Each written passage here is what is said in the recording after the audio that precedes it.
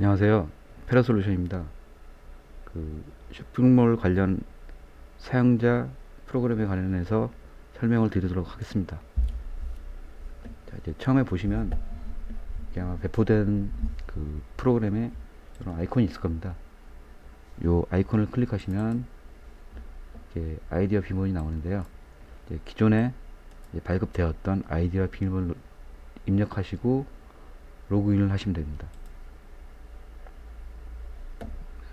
로그인 하시면 이런 화면이 나오죠. 여기 메뉴가 여러 가지가 나오는데 처음 메뉴부터 차근차근 설명드리도록 하겠습니다. 일단 기본 정보를 보시면요, 메뉴가 3개 나옵니다. 요 첫 번째 메뉴를 누르시면 이런 화면이 나오고요. 이런 화면에 대한 내용은 사이트 맨 하단 이쪽 정보를 이제 수정할 수 있는 화면이 되겠습니다. 제가 하나 예시로 임의로 수정해보고 적용되는 상태를 보여드리도록 하겠습니다. 이렇게 저장을 누르시고 하시면 이렇게 비번을 다시 재입력받는 화면이 나오는데요. 처음에 발급되었던 비밀번호를 누르시면 됩니다.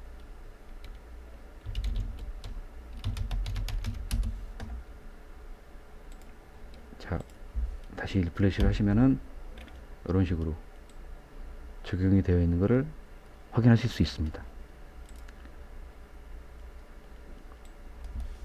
이거는 다시 원복하도록 하겠습니다.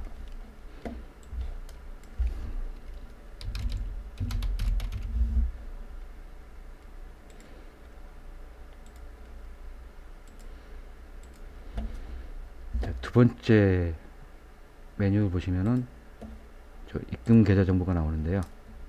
요거는 실제 주문했을 때 사용자가 입금 계좌를 선택할 수 있는 리스트가 나오는데 그걸 세팅하는 화면입니다. 실제 이게 어떤 식으로 보여지는지 제가 주문을 넣어서 보여드리도록 하겠습니다.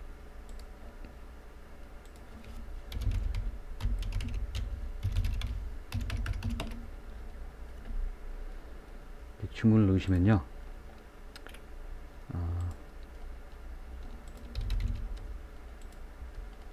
여러 화면이 나오는데 여기서 요거 입금 결제 계좌번호 리스트죠. 이게 현재 이렇게 두 개가 세팅되어 있고 사용이 두 개로 되어 있기 때문에 두 개가 뜨게 됩니다. 제가 시범적으로 하나를 더 추가 입력한 후 어떤 식으로 보이는지 시범을 보여드리겠습니다.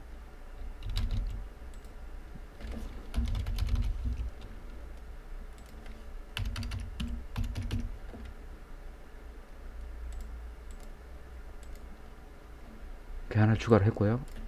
다시 한번 주문을 넣어서 어떤 식으로 보이는지 확인해 보겠습니다. 보시면은 이제 방금 추가되었던 은행 계좌 목록이 하나가 추가되었습니다. 이런 식으로 각 업체에 맞게 입금 계좌 목록 리스트를 추가하시면 되겠습니다.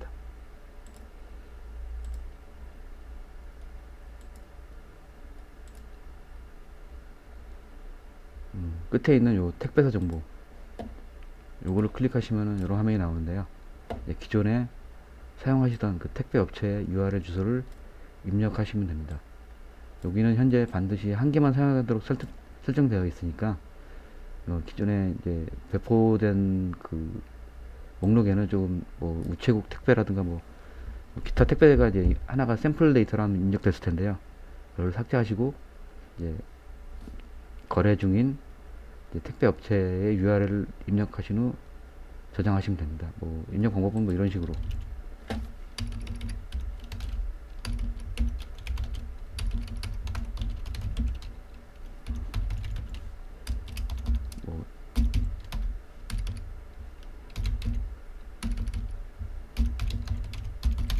하고 이게 입력하시면 되는데요. 지금 이게 한 개만 입력을 받을 수 있기 때문에 기존 걸 삭제해야 되는 번거로움이 있어서 이런 식으로 입력한다고만 제가 말씀드리도록 하고요. 이게 나중에 이쪽 메뉴 주문 관리 쪽에서 택배 송장을 어떻게 입력하는지, 그리고 사용자가 배송 추적을 어떻게 하는지, 그거는 좀 이따 주문관리 쪽에서 보여드리도록 하겠습니다. 여기서는 택배 회사 정보를 이런 식으로 입력하면 된다, 이런 정도만 말씀드리겠습니다. 주문 관리인데요. 이제 전체 주문 정보를 누르게 되면 이런 화면이 뜨고요. 여기서 사실은 이렇게 주문명을 클릭하고 이런 화면이 또 뜨고 하고, 여기서 드릴 내용은 상당히 많긴 한데 이제 시간 관계상 디테일 내용은 나중에 되게 이렇게 매뉴얼상이나 뭐 그런 쪽에서 이제 설명드리도록 하고요. 여기서는 이런 주문 내역이 이런 식으로 데이터가 저장이 되는구나, 이런 정도만 이해하시면 되고요. 여기는 주공정에 대한 내용이죠. 이제 아래쪽에 후공정에 대한 내용이 있습니다. 그리고 파일 정보, 배송 정보, 이렇게 네 가지 화면으로 구성되어 있고요. 여기 파일 정보하고 배송 정보는 따로 여기서 별도로 또 따로 모아서 보여주는 화면이 있으니까 뭐 참조하시면 되는데, 그러니까 전체 주문 정보는 이 파일 정보와 운송 정보를 다 포함하고 있다, 이렇게 이해하시면 되고요. 여기서 요거 하나만 제가 보여드릴 텐데, 이제 뭐 주문 상세 내역이 이렇게 나왔을 거예요. 뭐 안에 뭐 또 더 디테일하게 보고 싶으시면 요걸 클릭하시면 얘가 어떤 판형에 앉혀졌고, 어떤 종이 사이즈를 쓰며 얘가 그 절수가 몇 절인지, 아니면 어떤 종류를 썼는지, 인쇄 도수가 어떻게 되는지 상세 내용을 볼 수 있다는 것만 참조하시면 되고요. 실제 이제 이거를 제작 진행하실 때 이렇게 화면을 구성한 거를 보기가 좀 사나우니, 이거를 좀 더 간략하게 그 필요한 정보만 이렇게 볼 수 있는 그 파일 정보로 저장할 수 있게끔 이렇게 작업 의뢰서를 만들어 놨습니다. 이걸 클릭하시면은 이제 엑셀을 뭐 저장하겠느냐 뭐 이런 식으로 뜰 겁니다. 그래서 여기서 저장을 누르시면 시제적으로 이런 화면이 뜹니다. 그래서 이런 식으로 뭐 내지는 어떤 식으로 되어 있고, 뭐 표지는 어떤 식으로 되어 있고, 이런 식으로 진행을 할 수 있다, 이런 상세 정보가 있다, 이걸 보고 작업을 하시면 된다, 이렇게 생각하시면 됩니다.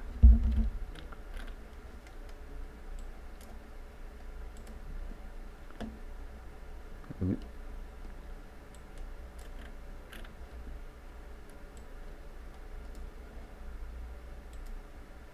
파일 정보는 아까 치매 여기서 이쪽 부분에 해당되는 내용입니다. 그러니까 요 부분에 해당되는 내용만 따로 모아서 볼 수 있는 화면인데, 이제 왜 이런 화면이 필요했냐면, 파일만 따로 관리해야 되는데 이게 단계별로 들어가다 보면 2스텝, 3스텝까지 들어가서 파일을 등록해야 되고, 이런 불편함이 있어서 이런 불편함을 좀 간소화하기 위해서 그 파일 정보 따로 모아놨고요. 뭐 내용은 동일합니다. 안에 보시면 상세 보기 누르시면 뭐 이런 식으로 이러한 내용이 있는데, 요거는 제가 실제적으로 그 사용자가 파일을 어떤 식으로 등록하고 이제 거기에 대한 PDF 파일을 저희는 올려줘야겠죠. 이제 인쇄용으로 어떤 식으로 대응 파일을 올리는지, 그리고 사용자가 어떤 식으로 컨펌을 내려서 컨펌 내용을 갖고 작업을 진행하는지, 요거 화면을 간단하게 시범을 보여드리도록 하겠습니다. 먼저 주문을 하나 넣어볼게요. 포스터라는 주문을 하나 넣고요. 바로 주문하게 하게 되면 이렇게 파일을 선택하게끔 되어 있는데, 드래그를 하셔도 되고 파일 선택을 누르셔서 이런 식으로 JPG 하나를 올려볼게요. 이런 식으로 등록하시고 확인을 누르시면 이런 식으로 접수가 되고요. 실질적으로 주문을 넣어보고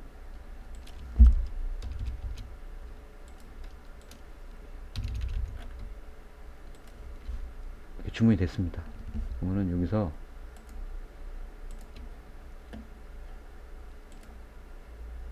이렇게 바로 주문이 들어온 내용을 확인할 수 있고요. 여기서 파일이 등록된 거 확인이 가능하시고, 요 똑같은 내용을 이쪽에서 이런 식으로 똑같이 확인이 가능하다는 걸 보실 수 있습니다. 안에 내용을 보시면은 이런 식의 사용자가 등록한 파일이 있고요. 이제 관리자 입장에서는 여기 등록된 파일을 이제 다운받아서 그걸 적정하게 인쇄용으로 PDF를 만드시겠죠. 그래서 그걸 만드신 거를 다시 올려드려서 고객이 이렇게 인쇄용 파일을 확인할 수 있게끔 그런 작업을 하셔야 되는데, 여기서 대형 파일을 바로 올리도록 하겠습니다. 적정한 이미 PDF 파일 하나 올려보겠습니다. 이런 식으로 해서 등록을 하고요. 등록이 됐습니다.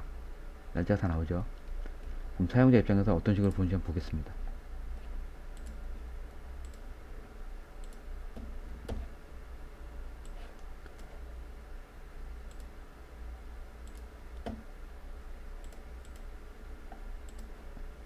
주문 내역에 보시면 방금 주문했던 여기 내용이 보이시고요. 이걸 상세 보기 하시면은 아래 부분에 이렇게 대응된 파일이 올라온 걸 볼 수 있습니다. 사용자는 이거를 이런 식으로 해서 다운을 받고 확인이 되고 그대로 인쇄를 진행하겠다는 의사 표시로서 이렇게 이런 행위를 하게 되면은 컨펌이 완료가 되고, 요 컨펌이 완료된 거를 이제 확인하고 관리자는 인쇄를 진행하면 됩니다. 그래서 요거를 관리자 입장에서 어떤 식으로 보이는지 한번 보여드리겠습니다. 이런 식으로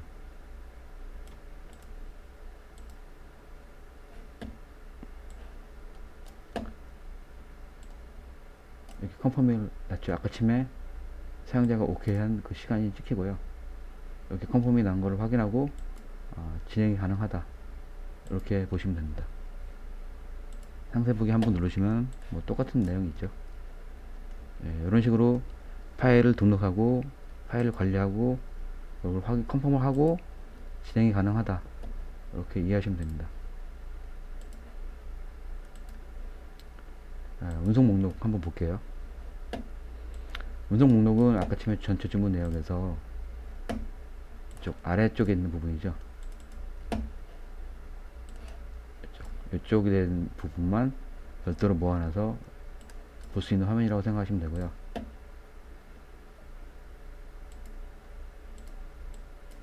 여기서 상세 보기 하면 이런 화면이 뜨고, 여기다가 이제 택배를 발송했을 때 이제 택배 번호를 이렇게 넣을 수 있습니다.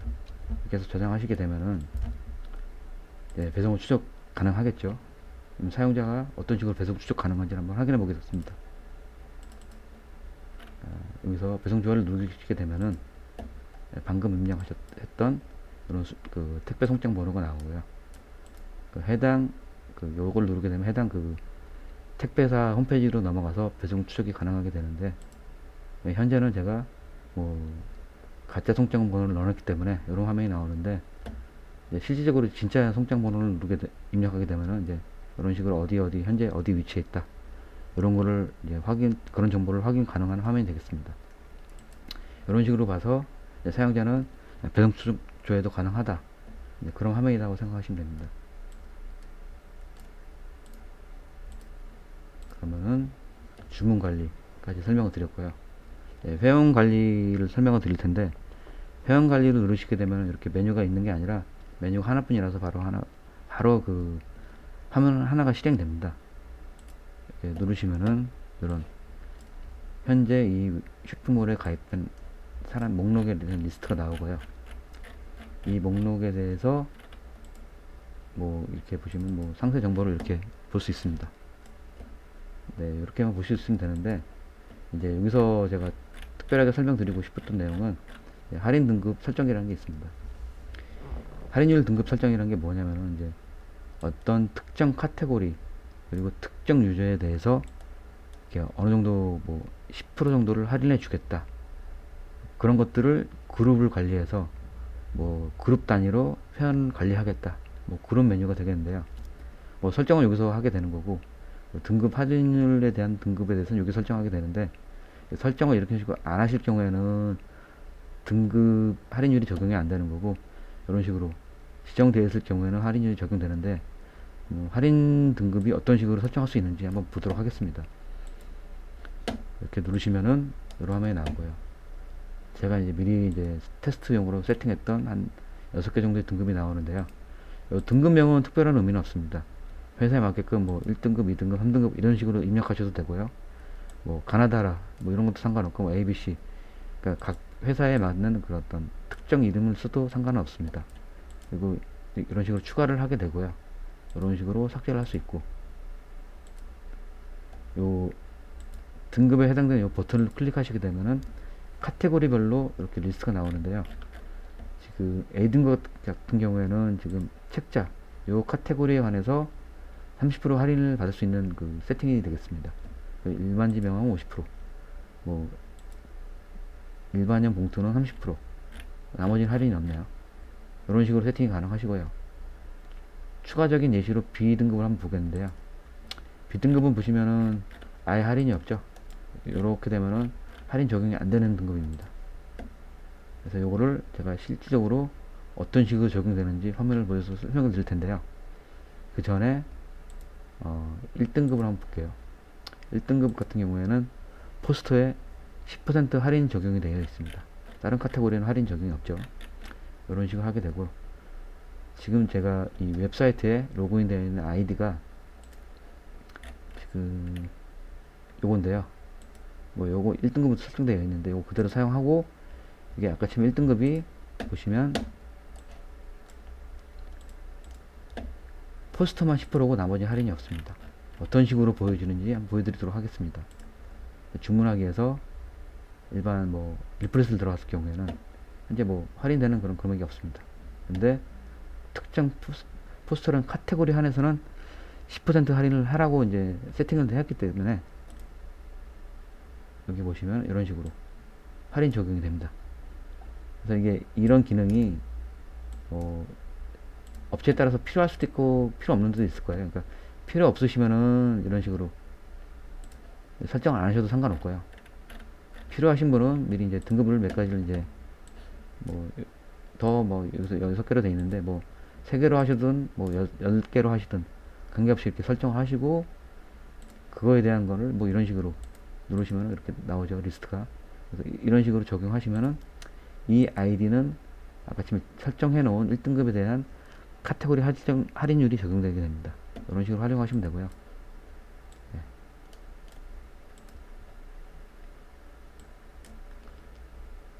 게시판 관리인데요. 네, 게시판 관리는 누르시면 이렇게 두 화면이 나옵니다. 화면이 나오면은 주로 어떤 기능이냐면 주로 이제 고객센터, 여기에 공지사항과 자주 들문 질문, 요거에 대한 내용을 이렇게 새로 입력하거나 삭제하거나 그런 기능이 되겠는데요. 한번 눌러보시면은 웹사이트가 하나 뜨고요. 여기서 아까 처음에 요 관리자 프로그램을 로그인을 하셨던 그런 아이디를 입력하시면 됩니다.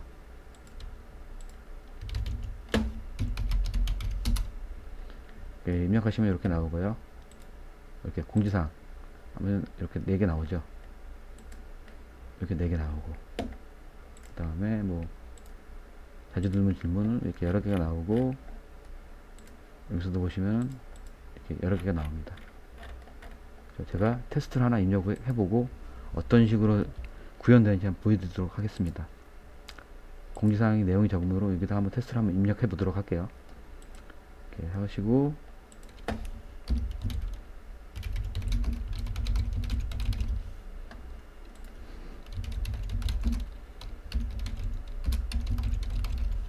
이런 식으로 입력하시고요. 작성 완료하시면은 이게 추가가 되어 있습니다. 그럼 엔드 유저, 그러니까 즉 사용자 측 화면에서는 어떤 식으로 보이는지 한번 확인해 보도록 하겠습니다. 뭐 이런 식으로 확인이 되시죠. 이런 식으로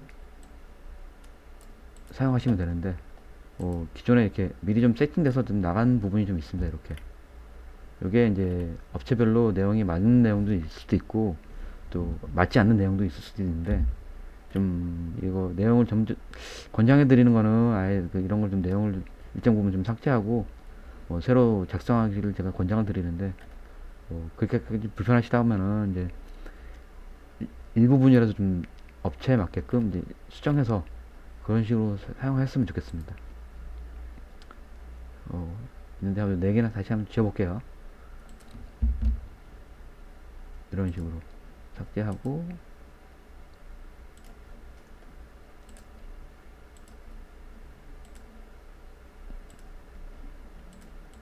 하면은 여기서 이렇게 다시 한번 보시면 이렇게 하나만 남았죠. 이런 식으로 사용하실 수 있다는 거 아시면 되겠습니다. 팝업 관리 나오죠. 이 팝업 관리를 누르시면은 이런 화면이 뜰 겁니다. 이제 이게 무슨 기능이냐면은, 처음 사이트가 처음 딱 로드 됐을 때 보통 뭐 공지사항 팝업 창이라든가 뭐 이런 화면들을 많이 보셨을 거예요. 그런 공지사항 팝업 창이라든가 뭐 어떤 식으로든 공지사항이든 안내든 간에 그런 팝업 창을 띄울 수 있는 그런 설정인데요. 한번 제가 실시적으로 추가를 해보고 어떤 식으로 그 기능이 이렇게 구현되는지를 한번 보여드리도록 하겠습니다. 추가 버튼을 누르시면은 이런 화면이 나오고요. 기간은 이렇게 게시 기간을 정할 수 있고요. 요 제목이 중요한 거고, 실제 설명은 나중에 이제 관리자가 이런 뭐 어떤 용도로 썼구나, 그런 메모 정도로 생각하시면 되고요. 뭐 이런 식으로 입력하시면 됩니다.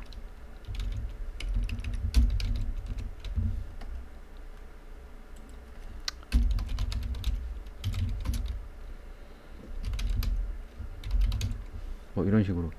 이거는 이 내용은 사용자한테 보이지 않고요. 사용자는 이 내용만 볼 수 있고 선택한 이미지만 볼 수 있다, 이렇게 생각하시면 되고, 제가 뭐 이런 식으로 해서 추가를 하시면 됩니다. 추가가 됐죠. 그럼 이제 이게 어떤 식으로 이제 사용자가 보여주는지 한번 확인해 보도록 하겠습니다. 딱 누르자마자 이 화면이 떴죠. 이런 식으로 확인이 가능하시고, 아까 제가 말씀드렸던 테스트라는 텍스트는 나오는데, 요거 이벤트 공지사 요거 내용은 없습니다. 요거는 그냥 관리자의 메모라, 이렇게 생각하시면 되고요. 이거를 이제 활용을 할 수 있는 방법이 여러 가지가 있긴 한데, 예시를 한 두 개를 말씀드리면, 뭐 어떤 뭐 여름 휴가라든가 뭐 특정 휴가가 겹쳤을 때, 아니면 뭐 눈이 많이 온다든가 비가 많이 와서 배송 지연된다, 뭐 그런 공지용으로도 사용할 수도 있고요. 아니면은 뭐 어떤 뭐 특정 카테고리에 대해서 이번 주는 뭐 10% 세일이 들어갑니다, 뭐 이런 식으로 해놓고 그런 식으로 사용할 수도 있겠죠. 그러니까 어떤 회사의 입장에 어떤 식으로 사용할 건지는 뭐 생각을 해보시고, 이런 식으로 활용이 가능하다, 그렇게 이해하시면 되겠습니다. 닫을게요. 이 내용도 삭제를 하겠습니다.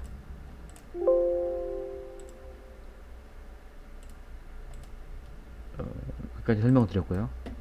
원래 상품 관리를 먼저 설명을 드리는 게 맞긴 한데, 제가 설명의 어떤 그 편의상 기초 설정을 먼저 말씀드리고 상품 관리를 설명을 드리도록 하겠습니다.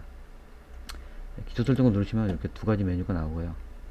이제 누르시면 뭐 이렇게 종이 데이터베이스에 대한 내용이 좀 나옵니다. 쭉 나오죠. 이렇게 나오고, 뭐 거기에 대한 내용, 이거 한 번 더 누르시게 되면은 이렇게 해서 수정해서 뭐 저장할 수 있는 화면들이 있습니다. 요거 제가 좀 간략하게라도 좀 말씀을 드리고 싶었던 게, 다른 거는 뭐 이렇게, 요거는 이제 할인 등급이죠. 이거에 대한 내용 좀 이따 그 단가 쪽에서 다시 한번 말씀을 드릴 거고요.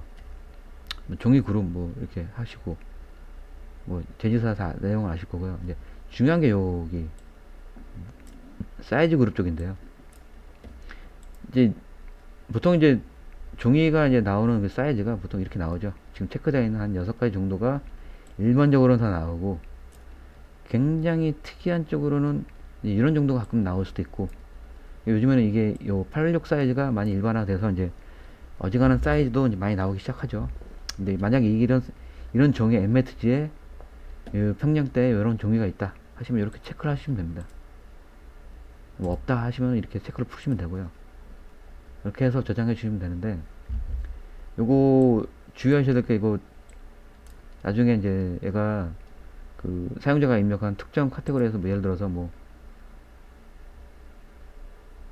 이런 거를 입력했는데, 얘가 뭐 이런 식으로 해서 사용자 이메일 숫자를 입력해요. 얘가 컴퓨터가 알아서, 얘가 사이트가 내부 알고리즘에 의해서 얘가 그 절수 판형이 막 결정돼요.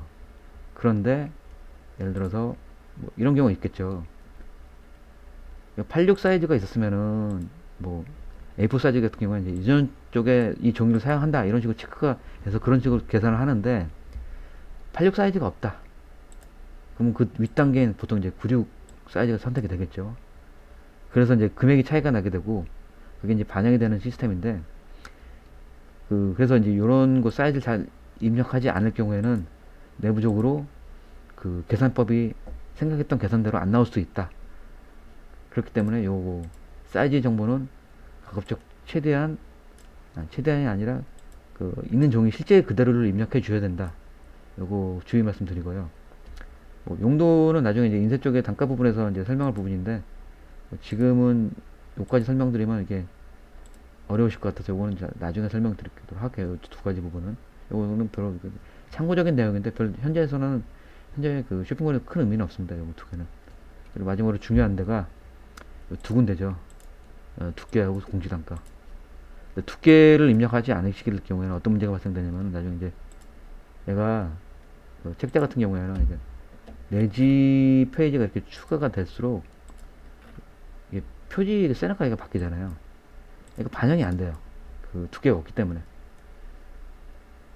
이렇게 또 이렇게 눌리고 하면은 또 세나카가 늘어나죠. 뭐 페이지가 늘어나면은 뭐 이런 식으로 늘어나는데 얘 두께가 없으면 계산을 못 합니다.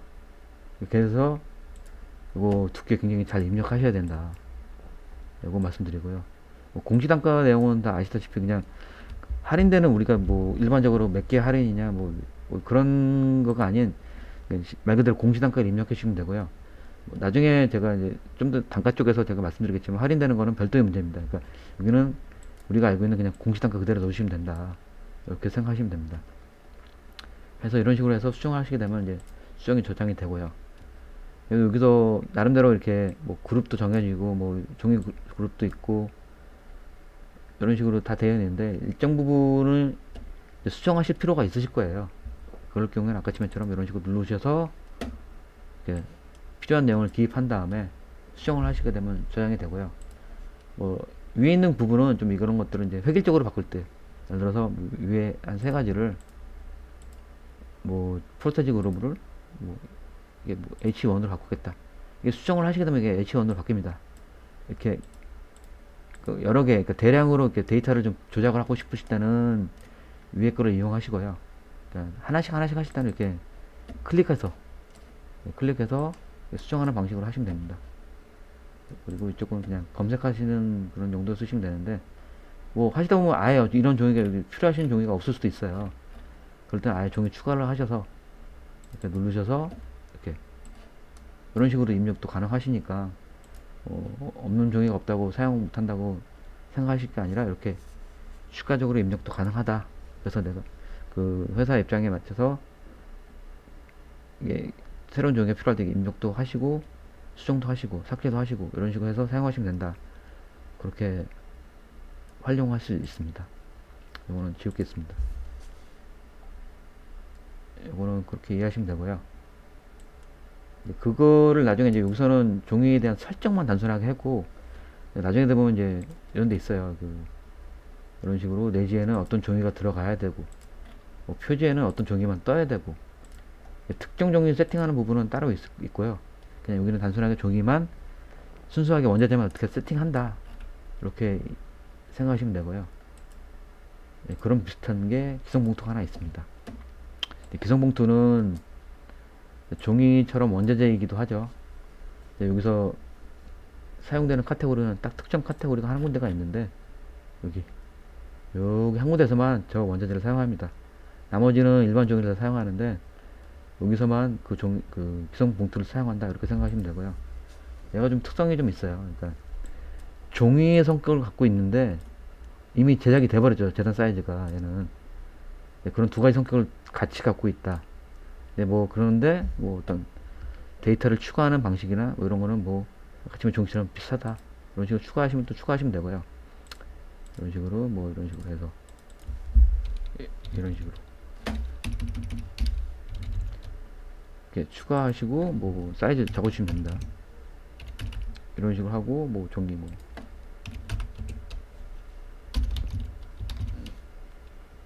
단가 이렇게 추가해서 사용도 가능하시다. 그러니까 여기에 없는 내용이 있을 경우에는 추가해서 사용하시면 되고요. 뭐 이거는 이렇게 그렇게 어렵지 않습니다. 이런 식으로 해서 이렇게 원자재는 이런 두 개는 이런 식으로 세팅한다.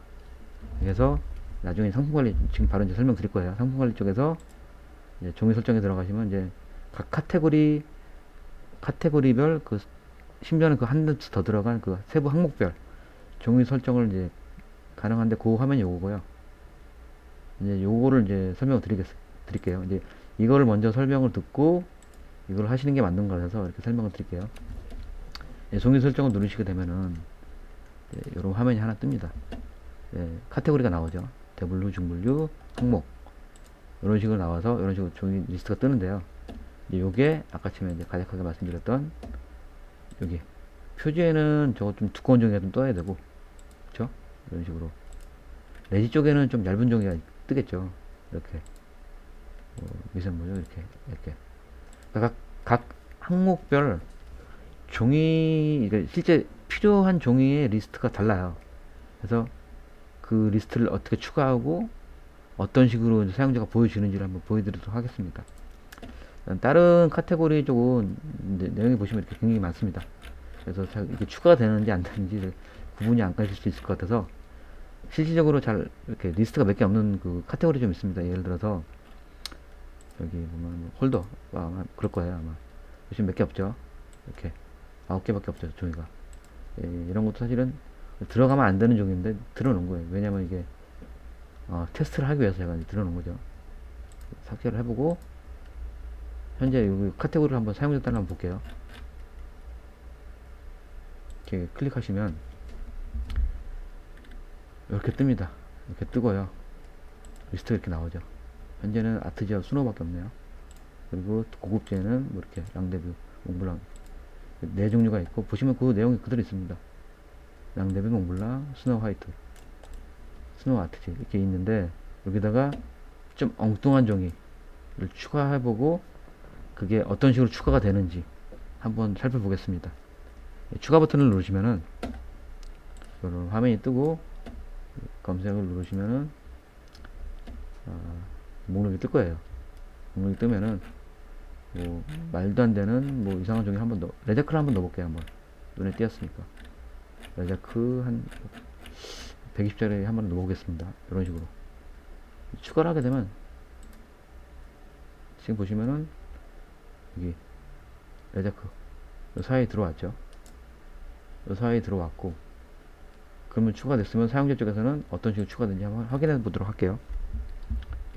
리플래시를 하시고 보시면은 일반지 아니라 특수지 레자크가 들어와 있죠.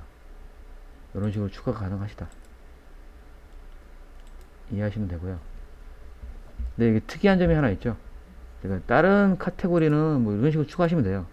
되나 이제 이런 식으로 추가하시고 뭐 하시면 되는데 봉투 중에서 유일하게 아까 치면 제가 원자재 쪽에 기성용 봉투라는 게 있을 거예요. 요건 아니고 요거죠. 요거 누르시게 되면 추가를 할 수 없게끔 돼 있어요.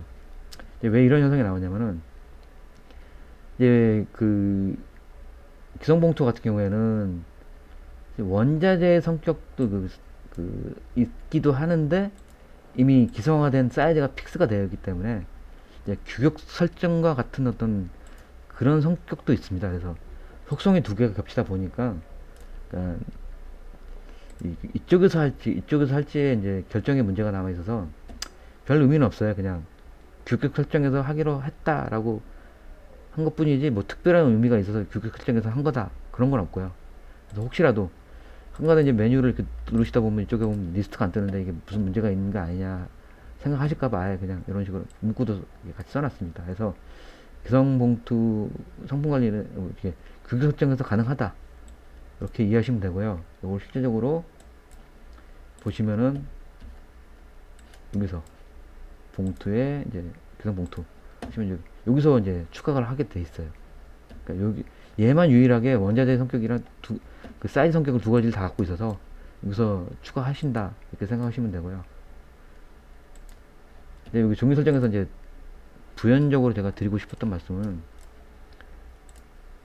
그래서 이제 보통 이제 그 합판 사이트가 종이 하나를 추가하기 위해서 굉장한 작업이 들어갑니다. 왜 그러냐면 해당 종이에 대한 그 DB 작업이라고 하죠. 그 단가 작업을 굉장히 많이 합니다.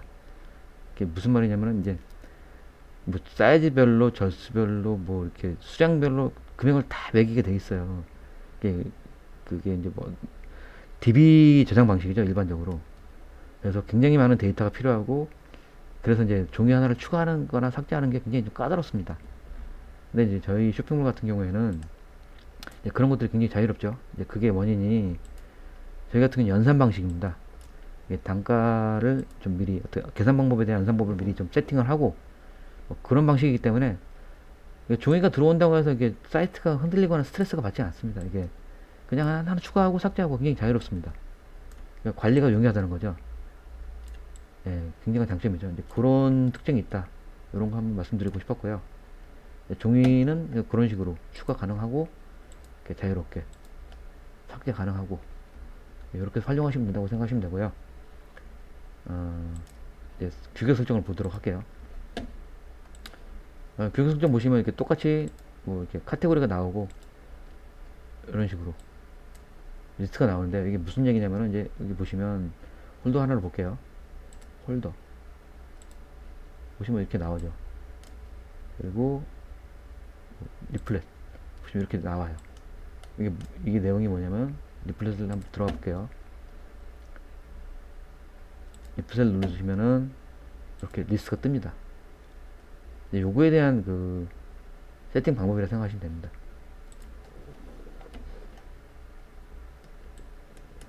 근데 이게 보시면은 요 절수와 뭐 이렇게 요거하고 뭐 반드시 일치시켜야 되냐? 뭐 그건 아니에요. 예, 사실 프로그램이 중요하게 보는 거는 얘 아니고 얘도 아니에요. 사실은 그 얘만 중요하게 봐요. 그러니까 예를 들어서 뭐 이렇게 해서 내부적으로 그 알고리즘에 의해서 이미 숫자를 다 계산해내기 때문에 이런 식으로 다 계산합니다. 얘가 금액이 바뀌죠. 얘가 중요한 거지 실질적으로 뭐 얘가 이렇게 내용이 바뀌어서 뭐 얘는 중요하지 않아요. 근데 왜 이게 필요했냐? 그냥 일종의 즐겨찾기 개념이죠.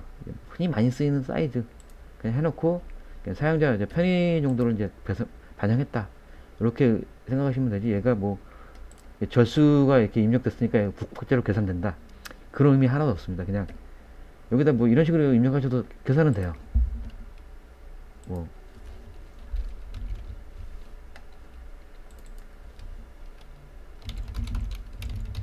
이렇게 하고 뭐 이런 식으로 이렇게 해서 입력은 됩니다. 계산이 됩니다. 의미가 없다는 거죠. 숫자는 그냥 단순히 사용자에게 그 즐겨찾기 개념 그 정도도 그 이상도 아니다. 그렇게 생각하시면 되는데 보시다 보면은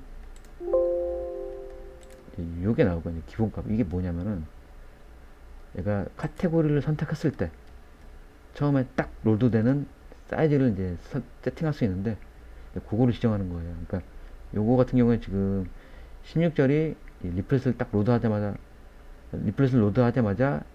B5가 바로 이제 로드되는 현상을 볼 수 있는데 이거 한번 확인하도록 할게요. 리플렛을 로드하시면은 바로 16절이 세팅이 되죠. 근데 그거를 뭐 이렇게 업체에 따라서 뭐 이렇게 하실 수 있을 거예요. 구기절 뭐 이런 식으로 이렇게 하시면은 다시 리프레시 하시게 되면은 구기절로 세팅이 되는 겁니다. 이런 그러니까 처음에 이 카테고리가 로드될 때 그 계산을 어떤 걸로 할 거냐 뭐 그런 문제라고 이해하시면 됩니다. 그리고 뭐 전반적으로 이제 그런 전부 다 이제 똑같은 내용이에요. 뭐 책자 들어가도 뭐 똑같은 내용 나오죠. 일반 들어가도 뭐 똑같은 내용 나오는데 특이한 데가 한 군데 있어요. 이건 좀 신경 써주셔야 되는데 봉투 쪽에 가면 좀 내용이 좀 이렇게 상당하게 나옵니다. 기존 한거는 좀 다른 화면이죠. 예를 들어서 뭐 이렇게 이런 화면이 나오는데 봉투에 가니까 좀 화면이 좀 달라져요. 이렇게 그리고 뭐 목형 파일 등록하라 이렇게 나오는데요. 현재는 그 쇼핑몰이 이렇게 보시면 카판이라고 되어 있을 만한 카테고리가 여기 봉투 쪽, 그다음에 여기, 그다음에 합판 인쇄, 네, 명함 이렇게가 합판 인쇄고 나머지는 독판으로 세팅되어 있습니다. 네, 나중에 이제 저희 개발상에서 그별 개발의 어떤 편의와 그런 어떤 다른 부가적인 작업을 위해서 이 봉투가 그러니까 합판이 아닌 독판으로도 가능하게끔 밑작업을 저희가 좀 해놓은 겁니다. 그래서 요거를 한번 클릭하시면은 뭐 이런 화면이 좀 나와요. 뭐 가로 뭐 뚜껑 뭐 이런 게 나옵니다. 요 사이즈를 알면은 그런 거죠. 그러니까 봉투의 펼침면을 알 수 있기 때문에 그걸 갖고 저희가 계산해서 약간 절수가 몇 개 나오고 몇 개가 나오니까 뭐 계산이 이렇게 할 수 있다. 그래서 밑작업을 좀 해놓은 건데 현재는 의미는 없어요. 얘가 현재는 얘가 중요하게 보는 거는 단순하게 가로 세로 요것만 보고 있어요. 근데 나중에 되면은 이게 이제 뭐 이런 식으로 현재는 없지만 뭐 사용자 입력 이런 걸 나누게 되면은 이제 이렇게 다 활성화가 될 거예요. 활성화가 되면은 그 활성화된 걸 갖고 얘가 계산해서 실제 작업 사이즈를 계산할 거고요. 예. 그렇게 됐을 경우에 이제 계산이 가능한데 그거를 좀 밑작업을 했는데 이거는 회사 정책상 언제 이게 독판 봉투가 나올지는 아직 미정이긴 합니다. 네, 그런 밑작업이라고 생각하시면 되고요. 옆에 보시면 이렇게 다운로드라고 돼 있을 거예요. 이게 클릭하시면 이렇게 뭐 zip 파일을 받고 이제 이걸 압축을 풀게 되면은 뭐 안에 압축을 이렇게 EPS 파일, 그러니까 AI 파일이 하나 들어 있는데 요거 나중에 이걸 보시면은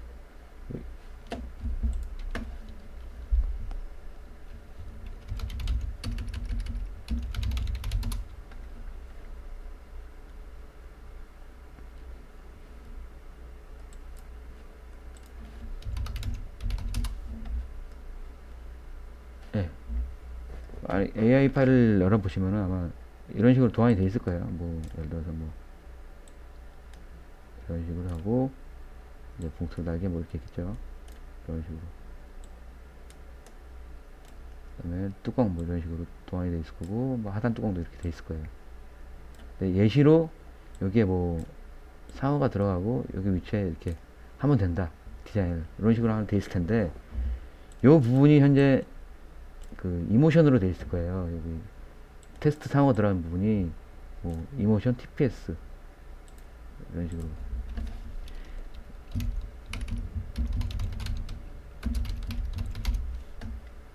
이런 식으로 돼 있을 겁니다. 이거가 이거를 그러니까 각 업체 상황에 맞게끔 이거 다 수정해 주셔야 돼요. 이거 수정 안 하시면은 다운 받으시면 아마 똑같은 이모션 TPS로 돼 있을 거예요. 그 사용자가 좀 아, 이게 뭐냐라고 생각하실 수 있는 부분이니까 분양을 받고 난 다음에 뭐 일러스트로 파일 열어서 다 수정해서 다시 이런 식으로 재등록을 해주셔야 된다. 뭐 등록하는 건 똑같습니다. 누르시면은 그걸 수정한 거를 다시 지정하시면 다시 등록이 되니까 그렇게 활용해 주시면 되는데 그게 양이 좀 적지는 않습니다. 여기 지금 현재 여기 4개고 여기 보시면은 대략 한 60개 70개네요. 여기도 한 6, 70개 그죠? 이렇게 여긴 5개 대략 한 150, 60 그 정도 되죠. 150, 60 작업 자체는 그렇게 어렵진 않으실 거예요. 어차피 다 로고랑 이렇게 그 다 있으실 거라고 생각되고 그냥 AI 파일이니까 그냥 그 위치에 맞게끔 기존에 있는 거 삭제하고 얹혀서 저장하시면 되는 거고 뭐 그런 식으로 작업을 해주셔야 됩니다. 현재는 다시 한번 말씀드리지만 여기는 사실은 별로 중요한 건 아니고 펼치면 요걸로 실제 조수 계산을 다 합니다. 요거가 중요하다 이렇게 생각하시면 되고 AI 파일 등록해 주셔야 된다. 그렇게 이해하시면 됩니다. 그래서 여기를 말씀드렸고요. 그러면 이제 카테고리별 후근육을 말씀드릴 텐데 여기 보시면 이렇게 일반 인쇄 포스터에 이렇게 후공정에 나오죠. 옆에도 나오고 뭐 리플렛 같은 경우에는 뭐 이런 식으로 뭐 홀더는 뭐 또 이런 식으로 이렇게 있는데 이게 뭐냐면은 여기에 리플렛을 한번 볼게요. 이쪽에 요거에 대한 내용을 추가 삭제할 수 있는 그런 화면인데요. 이제 이렇게 세 가지의 이렇게 구역으로 이렇게 나눠져 있는데 실제 이제 관리자 측에서 제어할 수 있는 그런 그 구역은 여기라고 보시면 돼요. 요 2개는 제어가 안 되는 거죠. 제어할 수 없습니다. 왜 그러냐면은 네, 원래는 제어할 수 있는 게 맞는데 뭐, 하나가 예를 제가 말씀드리면 박을 하려고 하면 사실 이제 동판이랑 필름이 따라와요. 근데 그거를 관리자 측에서 이런 공정 흐름은 같이 이쪽에서 세팅을 해줘야 되는데 이제 그게 이제 아차 싶기도 하고 놓칠 수 있고 좀 그런 부분이 좀 있습니다. 그래서 혹시라도 그런 부분이 생길까봐 이렇게 얘가 추가되면은 자동으로 이제 뭐 예를 들어서 하나 보여드릴게요. 이렇게 추가되면은 이게 추가가 돼버려요. 이렇게 동판 이렇게 박 이렇게 들어가는데 필름하고 이제 동판이 그냥 자동으로 추가돼버리죠. 그러니까 아예 그런 거를 제가 미리 세팅해 놓은 겁니다. 그러니까 여기는 아예 제가 못 건들게 해놨고 여기만 뭐 이렇게 추가건 삭제할 수 있는데 요걸 한번 보여드리긴 할 텐데 그 전에 여기 빨간 글씨 내용을 보시면 뭐 이런저런 내용이 좀 있어요. 근데 뒤에 거 뭐 메탈 스티커 변화 이런 건 아직은 그 카테고리 개발된 상태는 아니고 이제 예정적인 어떤 예시적인 의미로서 이제 써놓은 건데 그 앞에 두 개가 중요해요. 책자 카다로 후공정이 확대되어 더 이상 확정되어 선택하실 필요가 없다. 이게 무슨 말씀이냐면은 보통은 이렇게 들어있는 뭐 폴더나 뭐 이런 거는 제가 좀 이따 제어하는 걸 보여드리긴 하겠습니다만 이렇게 다 제어하실 수 있어요. 추가거나 삭제가. 근데 여기 딱 카테고리 총 4개죠. 카다록 책자 이쪽에도 지금 카다록 책 이렇게 총 4개 이렇게 2개 이렇게 2개 얘네를 들어가시면은 여기 표지 쪽에 이제 후공정 이렇게 4개 뜹니다. 요 내용은 그 확정되어 놨으니 수정하실 수 없다 그 말씀입니다.